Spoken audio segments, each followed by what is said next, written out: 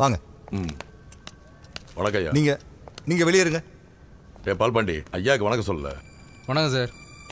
உட்காருங்க. உங்களுக்கும் ரங்கராஜனுக்கும் என்ன பிரச்சனை? தம்பி ஏதோ வயசு குளர்ல அவர் பொண்ணுகிட்ட வாழாட்டிட்டான்.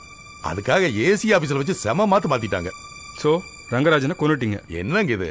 அவர் எங்கேயோ செத்ததுக்கு என்ன போய்? ரங்கராஜன் அந்தமான் போனது முத உங்களுக்கு தான் தெரியும். இது என்னங்க புது கதை? ரங்கராஜன் ஆஃபீஸ்லேருந்து போன மறு நிமிஷம் உங்களுக்கு ஃபோன் வந்திருக்கு. நாங்கள் ட்ரேஸ் பண்ணிட்டோம். 2 நிமிஷத்துக்கு மேலே நீங்கள் அவர்கிட்ட பேசியிருக்கீங்க. அந்த நன்றி கிட்ட மயில்சாமி போட்டு கொடுத்துட்டானா? உண்மைதான். அப்போ கொலை பண்ணதை ஒத்துக்கிறீங்க. ஆனா நீங்க ஒண்ணு, அந்த மயில்சாமி ஃபோன் பண்ணோன்னா நானும் வாய்ஸ் அப்படிலாம் பேசிவிட்டேன். உள்ளூர்னா நீங்க சொல்றதுல ஒரு நியாயம் இருக்கு. அந்தமானுக்கு போய் கொலை பண்ற அளவுக்கு நான் ஒன்றும் பெரிய ஆள் இல்லை சார். சார், நாங்கள் யாரும் வெளியூருக்கெல்லாம் போகல. சம்பவம் நடந்த அன்றைக்கி நாங்கள் எங்கள் குடும்பத்தோட குலதெய்வம் கோயிலுக்கு போயிருந்தோம். சரி, நான் உங்களை நம்புகிறேன். ஆனால் ரங்கராஜ் இல்லைன்றதுக்காக அவர் குடும்பத்துக்கு ஏதாவது டார்ச்சர் கொடுத்தீங்க, நான் உங்களை சும்மா விட மாட்டேன். ஜாக்கிரதை. அந்த மனுஷனே போய் சேர்ந்துட்டாரு. இனிமே நான் போய் கலாட்டா பண்ணுவேனா சார்? சரி, நீங்கள் கிளம்புங்க. Thank you sir. கனகராஜ். சொல்லுங்க சார். வெளியில் சம்பல் சரண் சிங் வெயிட் பண்ணுறாரு. ஓகே, அவரை உள்ளே அனுப்பிட்டு மயில்சாமி அழைச்சிட்டோம்.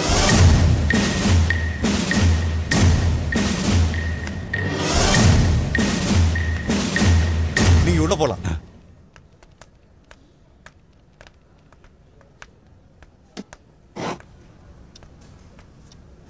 சார், நானும் ஒரு கவர்மெண்ட் சர்வெண்ட் தான். எவ்வளவு நேரம் வெயிட் பண்றது? என்ன சார் விஷயம்? சம்பல் சரண் சிங், உங்களோட சம்பல் ஃப்ரெண்ட்ஸ் சில பேர் திகார் ஜெயிலில் இருக்காங்க. நீங்கள் போய் கொஞ்ச நாள் அவங்க கூட இருந்து வரீங்களா? என்ன மிரட்டுறீங்களா? நீங்கள் ரங்கராஜனை மிரட்டினதுக்கு சாட்சி இருக்கு. உங்களுக்கு யாரும் உதவ மாட்டாங்க. அப்புறம் அவங்க பேர் ரிப்பேர் ஆகிடும். இப்போ எதுக்கு சார்? என்ன அப்படி வாங்க. ரங்கராஜன் கொலைக்கு காரணம் நீங்கள் தான். சாட்சியில நல்லா விசாரிச்சிங்களா சார்? போட்டு தள்ளுறேன்னு எங்க ஆளுங்க சொன்னப்போ கூட தடுத்தேன் சார். ரங்கராஜனே தற்கொலை பண்ணிக்கிற அளவுக்கு டார்ச்சர் கொடுப்பேன்னு தான் சொன்னேன் சார். ஒரு கவர்மெண்ட் சர்வெண்டான நீங்கள் இப்படி மிரட்டலாமா? என்ன ஜெயிலில் பிடிச்சு போட்டாருங்கிற கோவத்தில் அப்படி பேசினேன். ஒரு அரசு அதிகாரியை ரியல் லைஃப்ல எப்படி சார் கொல்ல முடியும்? சினிமாவில் தான் சார் அப்படி காட்டுவாங்க. அதுக்கப்புறம் அவர் ஹெலிகாப்டர் விபத்தில் இறந்துட்டாருன்னு கேள்விப்பட்டதும் எனக்கே ரொம்ப ஒரு மாதிரியா இருந்துச்சு சார். பாவம் சார். இனிமேலாவது மற்றவங்க கிட்ட ஒழுங்காக நடந்துக்குங்க, இல்லைன்னா சாம்பல் மாதிரி ஊதிடும் சட்டம். இப்போ நீங்கள் போகலாம். வரேன் சார்.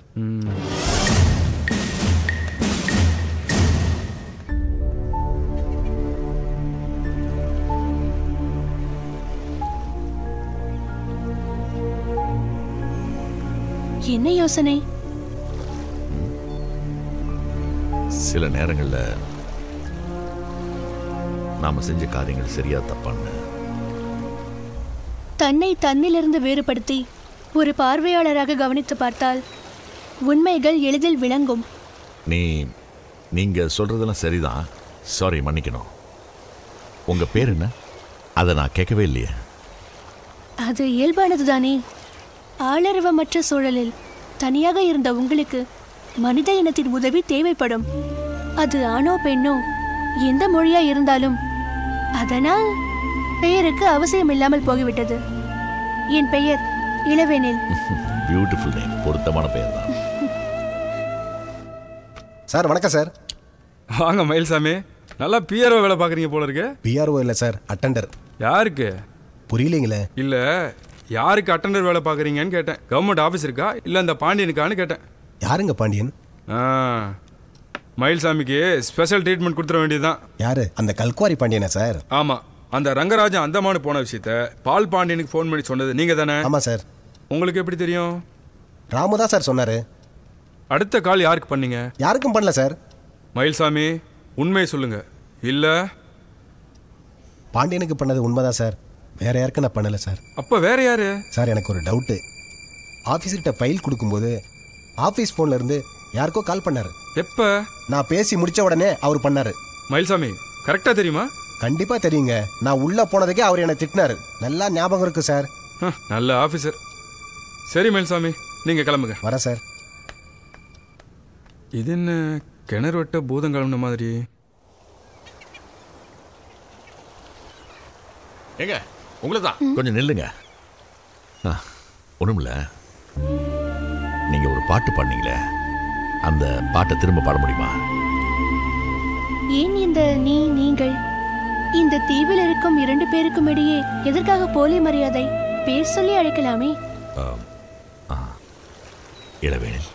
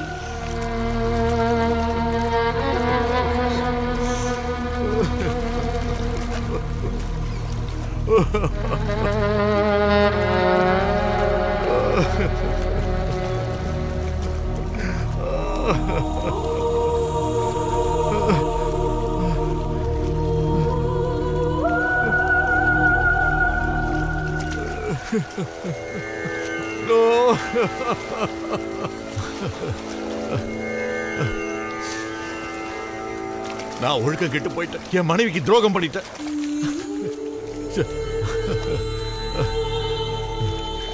இதுக்கு நான் தகுதியானவன் இல்லை. இதுக்கு நான் தகுதியானவன் இல்லை. என்ன மன்னிச்சிரு.